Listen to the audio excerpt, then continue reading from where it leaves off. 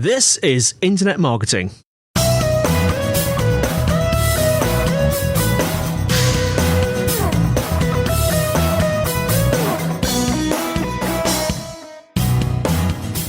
Brought to you by Site Visibility at sitevisibility.com.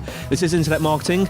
Now, before we start today, we have a request. If you are really enjoying what we do here on the Internet Marketing Podcast, then if you could, please leave us a review on iTunes or your podcast app, of course. That would be fab. It really helps us to grow the podcast and ensure we bring you great marketing tips and advice each week. Now, today I'm joined by Chris Byrne, freelance SEO, PPC consultant. Chris, how are you doing? All right, thanks, Andy. How are you? Very, very well, thank you. Let's start off, Chris. Tell us about Chris Byrne and what you do. Well, I'm a freelance SEO consultant based in Surrey.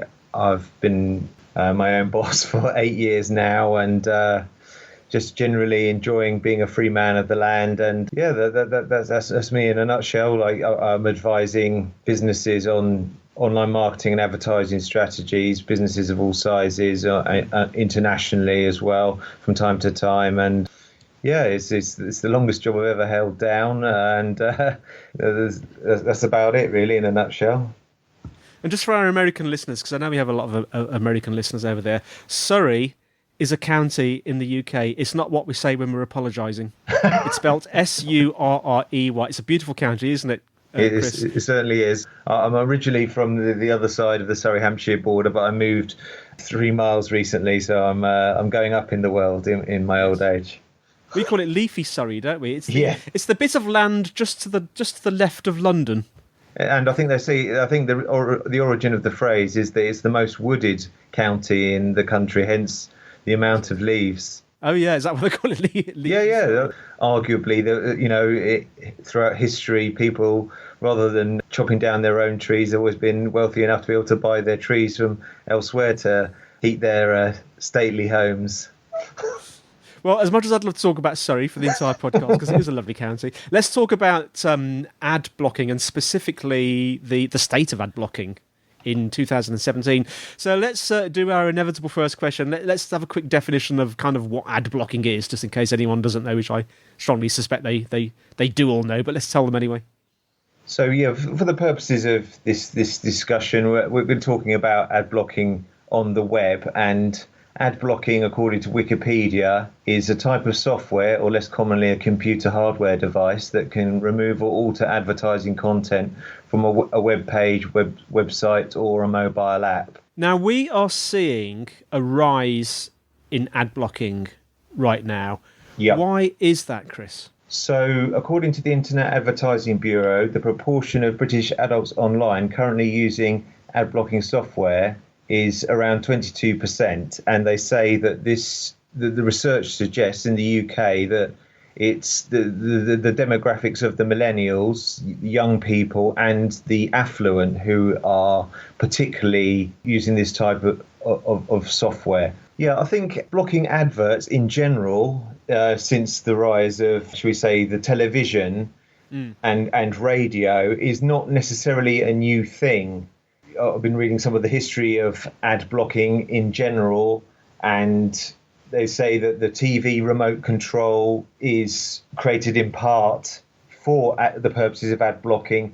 The radio presets in a car's stereo system, that to avoid people changing the channel and disturbing their concentration whilst driving, the radio preset was created in part as a response to that, because it was associated with car accidents. And even recently, the invention of the television technology called TiVo, which is the basis for the Virgin Media box in the UK, the idea that you can record a TV show and start watching it 5 minutes later and then fast forward through the ads rather than watch them.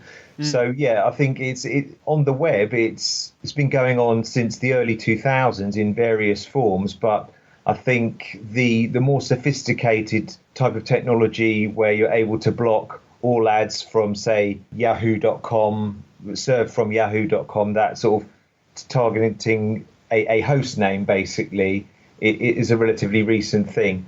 I think there's a general consensus that a lot of advertising on the web does cause a bad user experience. So it is a UX problem.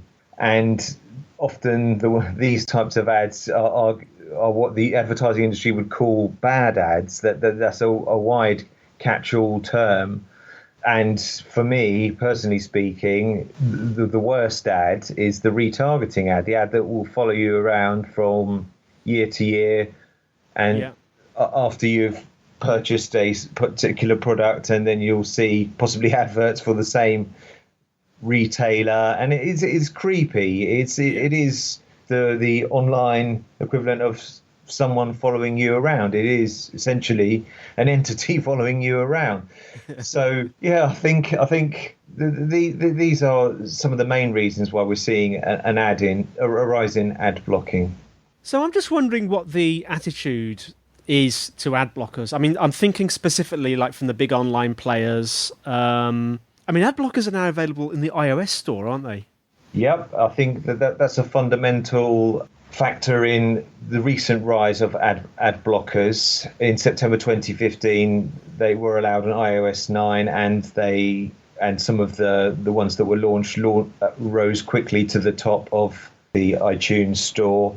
Yeah, and I think for Apple that they're quite, shall we say, open to them now, this technology, whereas Google is a little bit ambivalent. Like they've said in 2016, Google explicitly banned ad blockers from the Play Store, and that's with the major exception of ad blocking web browsers and plugins.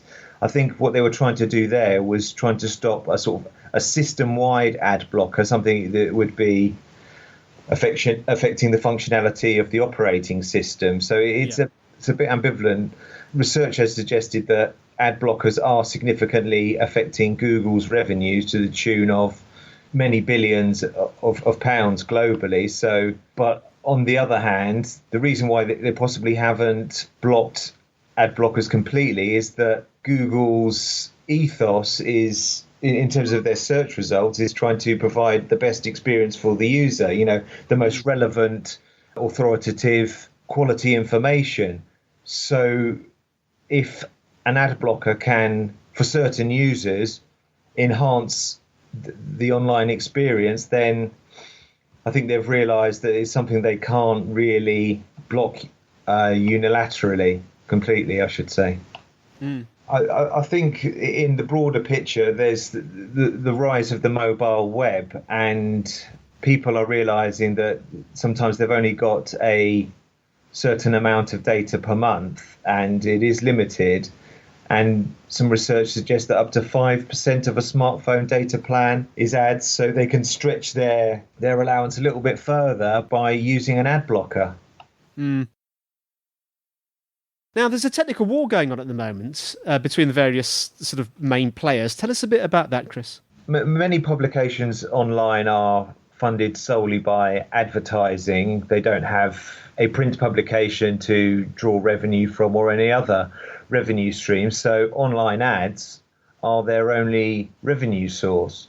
So, for example, Forbes.com, which is, to the best of my information, still exists as a paper magazine, but it is a major business news website. They will block you viewing their online content if you use an ad blocker. And there's been a response to that by the, should we say, the technical community. It is that technology now exists to bypass the ad blocker. So you've got ad block blockers now.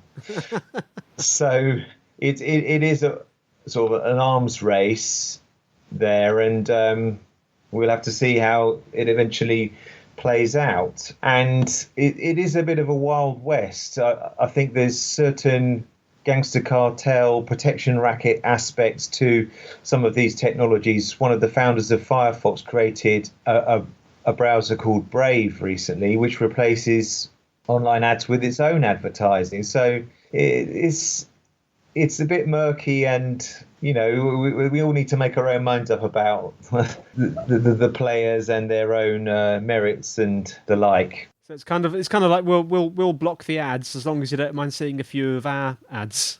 Yes. And AdBlock Plus, which is one of the major Adblock plugins, they have a whitelist, which means that you can pay, as long as your ads fulfill certain criteria, you can pay to be whitelisted by their service. So it's even the most popular current ad blocking technologies, they've got this protection racket aspect, and you can change the settings of AdBlock Plus, I think, to block near enough everything, but I think by default you will see the whitelisted advertisers. It's quite a complicated and murky business in my analysis. And I think the way things are moving, as of early 2016, Asus, who are a major computer manufacturer, for those that don't know, all of their web-capable devices will ship with AdBlock Plus. Not only are shipping now, I should say, are shipping now with AdBlock Plus, the browser plugin, not only included with the company's proprietary browser, but switched on by default. Your new Asus mobile device is blocking ads straight out of the box. As to what level of, shall we say, whitelist, what degree of ad blocking they will be doing by default, I don't know, but it's a selling point. It's a selling point now to have to sell your devices with an ad blocker built in. It's a unique selling point. Yeah, it's worth noting that there seems to be still holes in these types of technologies. I did a test with the AdBlock Plus Easy List filter, which I think is one of the lowest levels of ad blocking that you can choose within that technology. And it doesn't block Google Shopping results, which are all ads. They used to be non-paid listings, but a few years ago Google switched over to them being all paid listings. And I contacted them and they said, well, why is this the case? They said it's because if we blocked all the ads on that page, it would just be a blank page. Basically. There would be no page. Yes, exactly. So it's worth noting that, you've got, if you are a PPC company, you've got to do your testing and do your research, because there are ways around certain filters and certain technologies.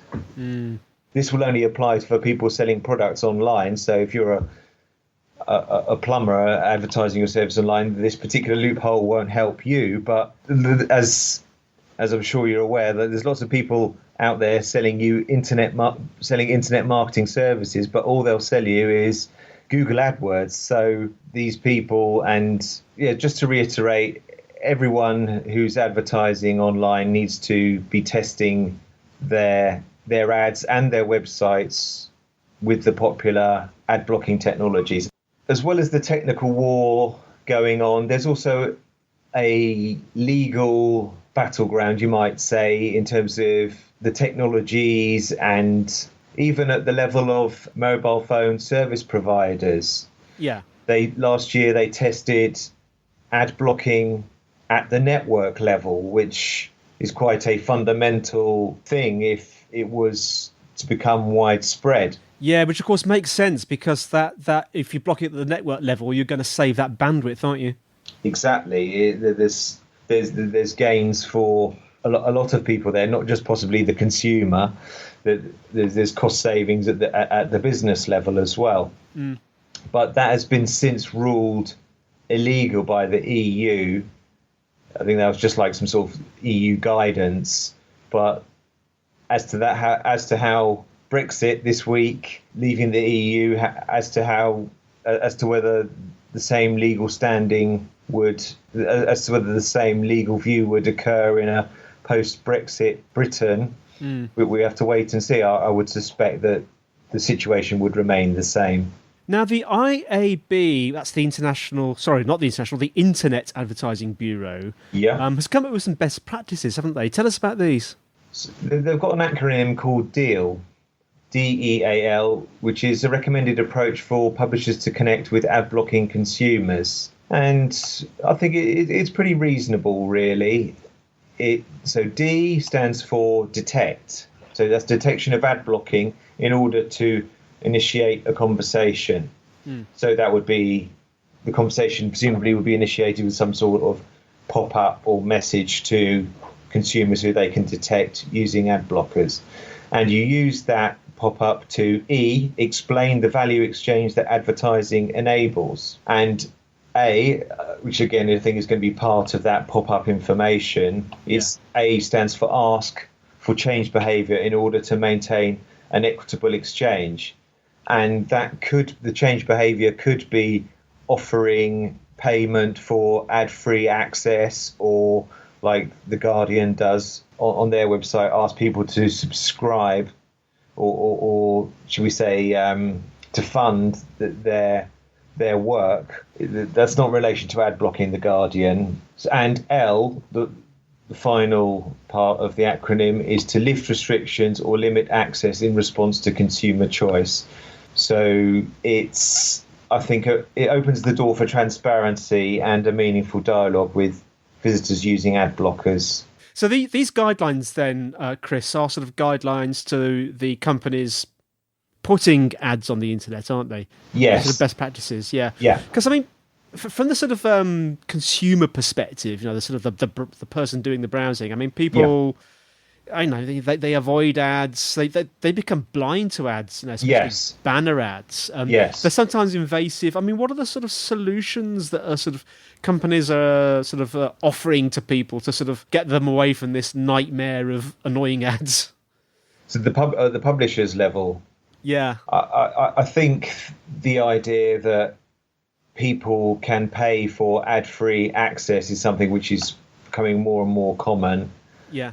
And there is that also just the unilateral, we will block access to your site if you don't allow us to display the ads. I think cityam.com, the free financial tabloid, which is distributed in the London area of the UK, that I think that, to the best of my information, they've stuck with that. So I think at the consumer level, it's us acknowledging that we have to pay for the services rendered in some form. So if you visit a newspaper website, well, like cityam.com, for example, other than clicking on their ads, I don't think they have any other income stream because it's a free newspaper. The physical newspaper is free. Yeah. As far as I'm aware, there's no way of subscribing to physical newspapers. It's literally something you would pick up by a railway station in the London and South East area. I think consumers must realise their part in this value exchange, as the Internet Advertising Bureau would say. Like, for example, I tried to click on the Outbrain ads on the Guardian site. Have you seen those sort of content marketing ads? Right, yep. So they've got a partnership with Google Ads nowadays, so try not to click on the ones which are Google Ads within Outbrain. So I try to every day click on a couple of those ads, and I try to buy the newspaper once or twice a week as well. So I think we've got to realise the value of journalism in a free society and contribute something towards it in whatever way that is. It's a tricky one though, isn't it, Chris? Because we all I think we all sort of kind of expect the internet to be a completely free space. And I think it's easy to forget, isn't it, that a lot of people using the internet to give out useful information or up-to-date information are actually businesses and they need to make money somehow. Do you think that's easy to forget? Do you think we should be more... I'm trying to think of a good word here. Do you think we should be more tolerant of ads? It's a difficult one. Like I don't like ads. I don't like sort of the autoplay video ads you seem to find on local news sites. I think there is a mentality from certain publishers, as they are getting sucked into the quicksand of declining revenues, that we'd rather put a really annoying ad and pop-ups on this page and get one penny revenue from that a day, then not have that bad user experience and get 0 pennies revenue from that page a day. So fundamentally the internet was designed for sharing information, and I think possibly with the prevalence of online piracy, and which is being facilitated also by companies like Google through their YouTube platform. Yeah. I think alongside the pirate mindset, we've got that everything is free on the internet mindset. And to be quite honest with you, I've got a bit of that as well. Yeah. But when it comes particularly down to journalism and a free press, I think we've got to realise the value of those ads which fund that. I'm not here doing a party political podcast for the pirate party. I do think, we've got a lot to lose by not funding quality journalism, and here endeth the lecture. We talked about quite a few different things in this episode. What would be your one to take away for our listeners today? I suppose from a perspective of, running a business which relies on the internet to promote itself. What would your one takeaway be? I've got a suspicion I might know what it's going to be, actually, because you've already mentioned it. I think understanding these technologies and how they work, the different levels of ad blocking that you might be able to switch on and off within an in-browser ad blocker like AdBlock Plus, I think that is the first step. And then you've got to test your own sites with the major ad blockers, such as AdBlock Plus or Ghostery. Like, for example, I've got a client who have their own ads for their clients on their website, and the images for those ads were stored in a folder on their website called ads. And they were also storing other, shall we say, non-advertisement illustrative images in the same folder. So surprisingly enough, I tested it with a couple of ad blockers, and those illustrative images were blocked by the ad blocker, even though they weren't ads. But the artificial intelligence of the ad blocker saw these images in a folder called ads and put two and two together. So, I think that's it in a nutshell. And just to reiterate, to always be mindful of the value of journalism in a free society, and to try and contribute in some way towards it, whether by clicking on ads on your favourite newspaper website, if you're not going to buy the newspaper on a semi-regular basis. I think, we cannot think of these things from just a business owner, SEO agency perspective, but we've also got to think of these things as citizens. Well, Chris, thanks so much for coming on. How can our listeners find out more about you? Well, my website is www.seolondonsurrey.co.uk, and if you want to follow my pearls of wisdom on Twitter, it's SEO Tips and Tricks, and that's the letter N rather than the word and. SEO Tips and Tricks. Tips and Tricks. That's it. Thanks, Ed. Well, thank you, Chris, and thank you for our audience for listening. The show notes are in the usual place, sitevisibility.com/IM podcast. If you want to connect with me personally, I'm Dr. Pod, DoctorPod on Twitter and LinkedIn. There is a Site Visibility group on LinkedIn if you want to join in the conversation. If you want to email us or send us some sort of textual message, podcast@sitevisibility.com. You can tweet us @sitevisibility. I think that's everything. That's all from me, Andy, and it's all from Chris. Goodbye, everybody. Thanks for listening. And we'll see you next time on Internet Marketing.